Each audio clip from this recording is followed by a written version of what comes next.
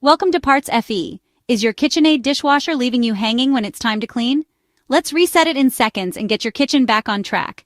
Today's ultimate guide will show you exactly how to reset your KitchenAid dishwasher in just minutes so you can get back to sparkling dishes and seamless kitchen service. Whether you're dealing with flashing lights, interrupted cycles, unresponsive controls, or a suddenly locked panel, our step-by-step reset walkthrough has you covered. First, turn off the dishwasher and wait 1-2 minutes to let its internal system fully power down.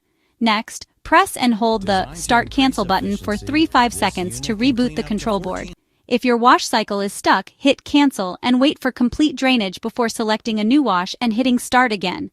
To fix a blinking clean light, press Cancel Drain, wait for the tub to empty, then restart your chosen cycle. Accidentally lock the controls?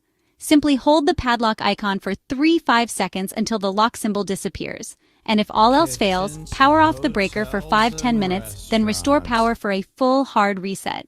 Here's a quick visual of common KitchenAid reset codes. For trusted commercial dishwasher replacement parts, visit PartsFe USA, UK, and Canada. And be sure to check out our blog, How to Reset a KitchenAid Dishwasher with Ultimate Guide on PartsFe.